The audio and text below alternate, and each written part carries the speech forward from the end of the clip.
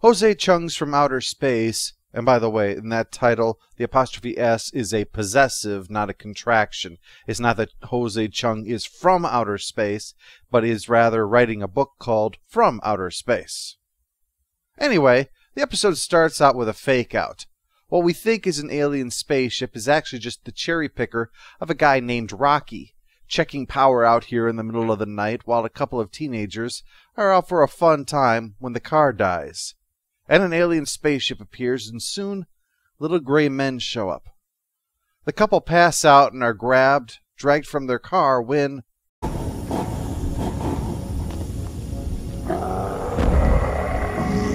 Hey, we were here first! A little professional courtesy here! After the titles, we meet Jose Chung himself, played by Charles Nelson Riley, talking to Scully about this whole thing for a book that he's doing for only one reason: the money. Scully, an admirer of his work, is somewhat aghast at his frank description of his crass motives. But as he puts it, it's not as if he can tell the truth to people, because no one can tell him what the truth is. Their stories are different, often incompatible, and frequently insane. The case started with the girl being found with signs of physical abuse, and her clothes were on inside out and backwards. So the consensus was date rape, but the guy insisted he didn't do it, and after being arrested, insists that they were abducted by aliens. He took a polygraph and passed, but by the time Mulder and Scully shows up, he says that he must have raped her. This is another feel-good story, isn't it? But Mulder asks the girl about how things have been since then, and thanks to her nosebleeds and visions, he thinks that they're a sign of post-abduction syndrome, and asks her to be hypnotized. You know, there's something I probably should have said much sooner, but I suppose now is as good a time as any. I find most of the things in the X-Files to be laughable. I don't just mean brain-eating mutants or tarot card readers, but I am skeptical of a lot of the stuff brought up on this show in general, and this episode in particular. I mean, we're 10 minutes in and we've got alien abduction, polygraphs, and hypnotic regression. It doesn't mean then that I watch this show with the goal of calling it out on this, or specifically to laugh at the laughable. It's because, like the geek magic that I mentioned with Humbug, the best tricks are those that are indistinguishable from stunts. Something that looks real even though it isn't. Star Trek, Star Wars, Babylon 5, and so on, they're David Copperfield, they're Penn and Teller. They present fantastic illusions of things that are impossible and make it entertaining by being amazed at these impossibilities that we're seeing. But the X-Files, that's geek magic. It looks like you're shoving a needle straight through your arm, but you're not. It doesn't change the fact that it's a good, entertaining trick, and I can enjoy it as much as you are, even if you are convinced that this is a geek stunt, that there is no illusion here, but this is genuinely happening. So yeah, that's my take on the X-Files. My feeling is, if I can accept that there's a Bigfoot on the show, then I guess I can accept that hypnosis does what they say it is, even if they do come out and do the old, "You are getting sleepy." You are feeling very sleepy, very relaxed. Wait a minute, that's the curator again! This is starting to make me question my position on coincidences. Under hypnosis, she recalls being on an alien spaceship, surrounded by little gray men, doing this for the good of the planet. Which is excessive. I figure that recycling ought to do it. Scully points out that the universal knowledge of supposed abductions means that if anyone were to fabricate a UFO abduction, even subconsciously, it would sound exactly like hers. You still gonna hold the boy? Oh, you bet your blankety blank bleep I am. All right, kids at home, time to fill in the blanks. The guy's story is actually a lot different. A caged area, someone screaming, "Chrissy knocked out," and the gray alien. So the Surgeon General has been working to destroy the planet the whole time. This is not happening. This is not happening. This is not happening. This is not happening. You shut up already! Even Gorblack can have a bad day at work sometimes. The guy says that unlike trying to save the Earth or do medical experiments, the alien was just looking to fuck with them for its own amusement and then dump them back on Earth like an asshole. Well, there's an eyewitness to at least some of this. Rocky. Remember him? After seeing what he saw, he spent the next 2 days writing down everything he remembered, only something weird happened. I don't mean the abduction, because, real or not, that wouldn't be weird. That would be traumatic and probably horrifying, but not weird. This is weird.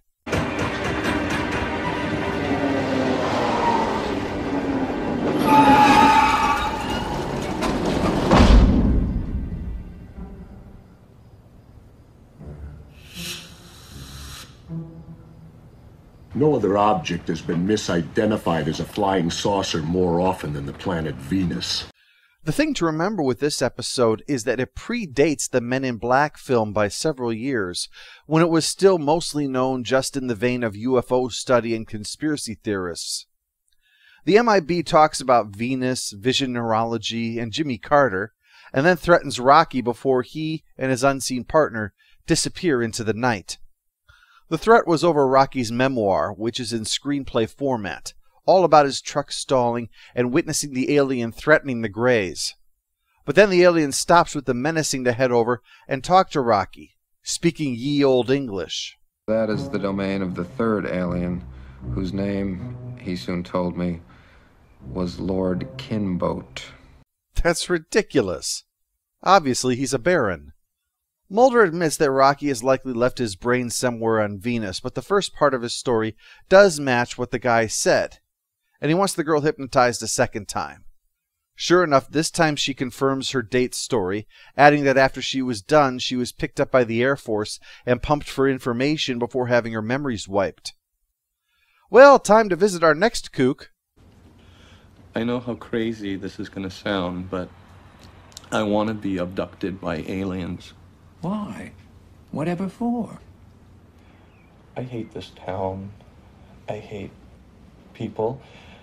I just want to be taken away to some place where I don't have to worry about finding a job. Oh, not another one, Flimtar. One more biped looking for a handout. The only thing I can't stand more than them are the ones that come here and steal our jobs. The one that gave birth to some egglings? Did you know they didn't pay her a single kwaslak? It's a disgrace. I'm sick of them crossing the border. We should build a dome to keep them out.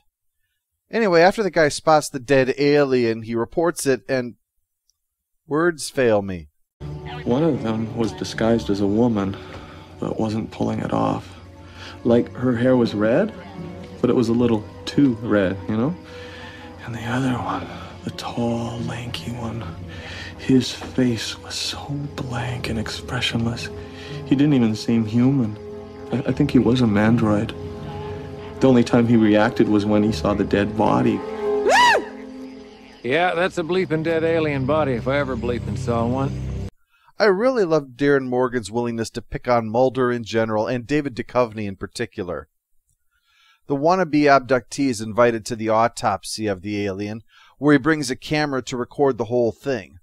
Only what they don't expect is for the footage to wind up being used in the Alien Autopsy Special. Now, if you're one of the younger members of my audience, you might not be familiar with this.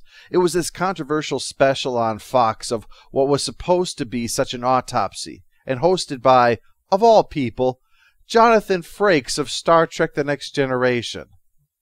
The hoax was so infamous that even believers in alien abductions were skeptical of it.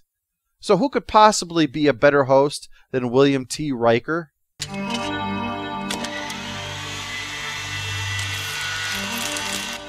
Is this actual footage of the alien autopsy?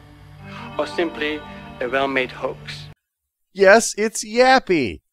I believe the results of this autopsy will confirm my sense that this alien was killed by a tentacled being. Or a being with a tattoo of a tentacled being on it. What they eventually discover is that this isn't an alien at all. It's a guy wearing a gray alien suit. He's an Air Force major, Valley, and soon his body vanishes, meaning the videotape is now the only evidence, before it got turned into a Fox special, so he rushes over to get it. Only the Men in Black got to the guy before Mulder did and took the tape. Mulder's naturally bummed, but his day perks up when he finds the other pilot, The Air Force slipped up and mentioned Lieutenant Schaefer to Mulder while they discussed the body. So Mulder takes the guy to dinner to feed him and hear his story. Schaefer explains that the idea is that flying saucers are the best recon planes. The enemy will shoot down an American spy plane if they see it, but if they see a flying saucer, they'll hesitate, be afraid someone's going to melt their lungs or something if they try anything. But there are other applications for it, including the abductions, although it mostly seems that they do it just to convince people that they were probed and such. What's driving this guy crazy is that because he has seen how much abductees can have their minds messed with, he can't tell for sure what is real and what isn't anymore. Did any of that just happen, or was it all implanted in his mind? What's particularly interesting about the assertion is that the Man in Black had made a similar point to Rocky about, with the lack of understanding of how the human mind works, how can you claim that seeing is believing? This guy is saying, that's right, it isn't, and insisting, this is not happening. Wait a minute. It can't all be fake memory implantation. What about that third alien? What was that thing? Who, Lord Kimbo? That line just works on so many levels. I want to marry it.